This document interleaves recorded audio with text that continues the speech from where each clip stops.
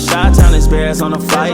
Let me go tune in to Keek on the mic. He gon' make sure we get our news and highlights. When you get on YouTube, you better hit the likes. Things are starting to get interesting in Chicago. Hey, what's going on, Bears fans? Thank you so much for joining me for another episode of Keek on the Mic, the podcast all about the Chicago Bears. As always, if you're new to the channel, make sure you hit that subscribe button and the notification to catch all Bears content right here on the podcast. Bears fans, make sure you also do me another huge favor, also hitting the like button on today's episode of Keek on the Mic. Bears fans, before I go any further with today's episode of Keek on the Mic, I want to give a huge shout out to the sponsor of today's video, and that is BetUS. As always, Bears fans, make sure you head over to betus.com and use promo code YouTube150 for a 150% deposit bonus up to $2,000. And you can also get 125% on your second and third deposits as well. Bears fans, this is a huge time deal. Once again, run to BetUS and place your bet on the Chicago Bears to have a huge bounce back win over the Arizona Cardinals this Sunday, because I think they will have a really good bounce back performance after that terrible loss to the Washington Commanders. So Bears fans, first and foremost, happy Halloween to every single one of you guys. If any of you guys have kids out there, make sure you have fun and be safe as you guys take your little ones trick-or-treating. But to say the least, Bears fans, things are getting a little bit spooky in Chicago. I wouldn't sit here and say that the Bears should be in panic mode. After the devastating loss to the Washington Commanders, they're still sitting at 4-3. And things to me are still looking up for the Chicago Bears. They still have a top 10 defense. They still have a young signal caller in Caleb Williams to seem that he is still progressing the right way. Even though he didn't look good for the majority of the game against the Washington Commanders, the way that he ended that game really impressed me as a Bears fan. But things are starting to get kind of interesting in Chicago when you're looking at head coach Matt Eberflus. Obviously, when you're looking at the game against the Washington Commanders, they're down 12-0. They make a comeback, go up 15-12 with 18 seconds left to go. I mean, obviously, the rest is history. Obviously, there's a lot of question marks on how Matt Eberflus ended that game in his decisions. For example, that 13 or 15-yard out to Terry McLaurin that set up that Hail Mary from Jaden Daniels to Noah Brown to beat the Chicago Bears last Sunday. Matt Eberflus came out and said, hey, I didn't feel like it was that big of a deal. I don't feel like that play changed the game. But when things got worse is when Dan Quinn was asked the same question, and he disagreed with Matt Eberflus. He said, I feel like that made a huge difference in the game, getting us 15 yards closer for Jaden Daniels to make that heave to the end zone to win that game. Obviously, players have actually been calling out the coaches, including Matt Eberflus this week. Kevin Byard has something to say about, the defensive play calling, especially at the end on that Hail Mary ball. Honestly, DJ Moore had something to say about that terrible third and goal call from the one where we tried to hand the ball off to Doug Kramer. I mean, honestly, Jalen Johnson also had something to say about that last call, that last Hail Mary as well. He felt like that things could have been handled a little bit differently. But Matt Eberflus felt like there was nothing else that he could possibly do to change the outcome of the game. So things are getting a little bit weird here in Chicago. When you're looking at head coach Matt Eberflus, once again, I don't feel like that loss is going to allow the Bears to fire him. Obviously, the Chicago Bears don't fire mid-season. But when you're looking at the duration of Matt Eberflus as the head coach of the Chicago Bears, you start thinking about all the close losses that the Bears had, a chance to win. They were up in the fourth quarter, and it's just blown leads, blown games because of his decision-making. When you look back at last year, you look at the Denver Broncos game, the Detroit Lions game, where the Bears were up 26-14 with over 3 minutes left to go. They end up losing that game by 5. And of course, the Cleveland Browns game as well. And now you can add the Washington Commanders game to the list of games that Matt Eberflus blew as a head coach due to his decision-making throughout those games. Obviously, players do need to execute as well, but obviously when players look like they're losing focus, just like Tyreek Stevenson lost focus on that final play that lost us the game against the Washington Commanders, you start looking at the coaches and especially the head coach in Matt Eberflus. And obviously you don't want that reputation on your head coach. And that's where things are starting to get interesting, because this is just a rumor, Bears fans. I'm not saying this is exactly going to happen. But rumors are starting to go around the Chicago Bears that Kevin Warren and general manager Ryan Poles have actually already started looking or searching for replacements just in case Matt Eberflus does not work out. And once again, they're just starting to create a short list. Obviously, the Chicago Bears are still 4-3. So they're not panicking yet. Obviously, the Chicago Bears last season went through a really rough stretch, and Matt Eberflus, as a leader of men, was able to rally the troops and calm the storm and end the season on a high note. But we do have to take in account that Matt Eberflus is on the last year of his deal. So it kind of almost sounds like, I know Courtney Cronin came out the other day, was kind of talking about the situation around Matt Eberflus and his status and if he's on the hot seat or not.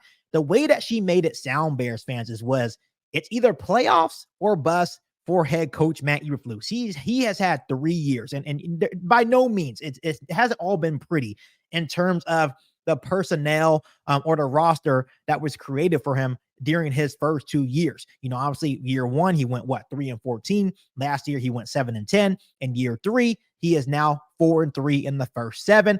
But there's also 2 losses this year that could have easily been wins if the decision makings on Matt Eberflus's part was a little bit better. So we're looking at the tenure of Matt Eberflus, right? And I think the reason, I'm not saying the rumor is true or not, and I'm thinking the reason why Kevin Warren and general manager Ryan Poles would be thinking about this is because let's say we end up losing to the Arizona Cardinals. Let's say we end up losing to the New England Patriots.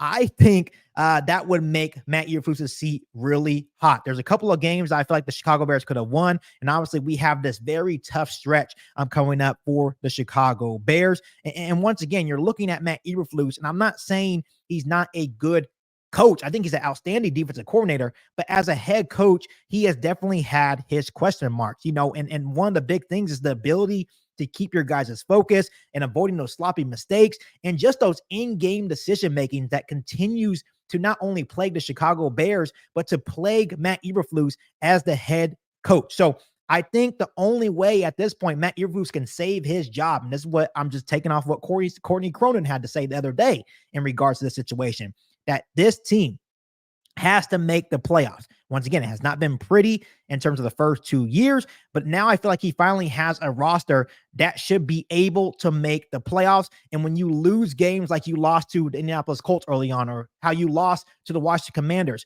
that does not help Matt Eberflus. Once again, he's on the last year of his contract, and it seems to me that he has to have a strong finish and make the playoffs for Ryan Poles and Kevin Warren to be able to extend them and move forward with him as the head coach. So once again, it sounds like nobody is in panic mode. It seems like it's only just precaution that they're just going to make a short list just in case things go haywire. Let's say the players start turning on Matt Eberflus. Once again, I don't believe that the Chicago Bears will fire him midseason, because the Chicago Bears never fire a head coach midseason, but I just feel like they are doing their due diligence. Once again, when you're looking at head coach Matt Eberflus, once again, I feel like when you're looking at the culture, it's been pretty solid. But as a head coach, he just hasn't been consistent enough. He's 14-27 as the head coach of the Chicago Bears, including a 3-17 road record. He's really good at home, but he can't win on the road to save his life. And he's 1-13 against teams with winning records. That is not going to cut it. You do not want to have a lame duck coach with a really good roster. So if they fail to make the playoffs with the roster that you have, you're talking about a top 10 defensive unit in Chicago. You're talking about, an offense that has hope, but Matt Eberflus continues to hire these offensive coordinators that can't get the most out of these weapons, right? Luke Getsy was a terrible hire. Shane Waldron has been up and down, but he's starting to look like a terrible hire. And that does fall on head coach Matt Eberflus. So to me, it makes all the sense in the world that Ryan Poles and Kevin Warren are going to be, putting a huge microscope on Matt Eberflus, especially when they reach this gauntlet of the schedule where they play a very tough NFC North, playing the Lions twice, Packers twice, Minnesota Vikings twice.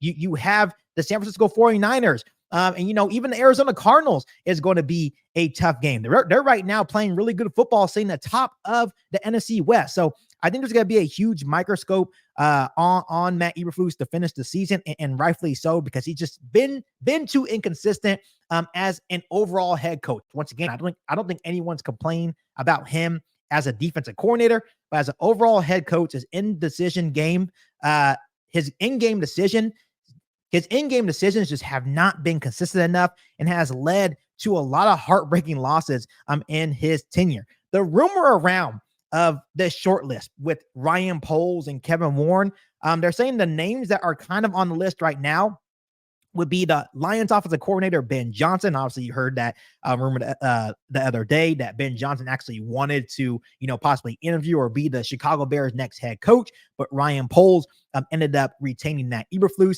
That's a conversation for another day. Another candidate that they're looking closely at on their short list would be Washington Commanders offensive coordinator Cliff Kingsbury, which he has a huge connection to Caleb Williams, so that would be an interesting hire. And then Texans offensive coordinator Bobby Slowick would also be on the short list for Ryan Poles and Kevin Warren. Once again, nothing set in stone yet. They have some winnable games coming up against the Arizona Cardinals and New England Patriots. If he can win these next two games and be 6-3, it may calm things down for a little bit before they go through that tough stretch. But hey, the record doesn't lie. Matt Eberflus does not win on the road, and he cannot beat teams with winning record. 1-13 against teams with winning record.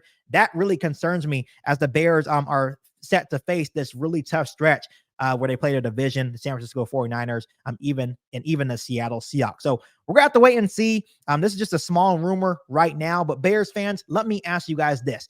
Do you think Matt Eberflus will last as a Chicago Bears head coach by the end of the season? Let me know down below in the comment section. But as always, make sure you continue to hit that subscribe button and the notification to catch all Bears content right here on the podcast.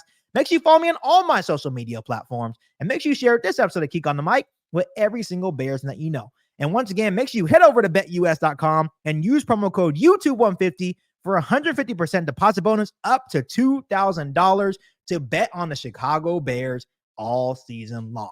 Other than that, be back for all new Bears podcast right here on Geek on the Mic. Thanks, guys, and as always, bear down. You ain't bout it, you ain't bout it, you ain't kick on the mic. You ain't bout it, you ain't bout it, you ain't kick on the mic. You can go and subscribe, cause I be on it right. You ain't bout it, you ain't bout it, you ain't kick on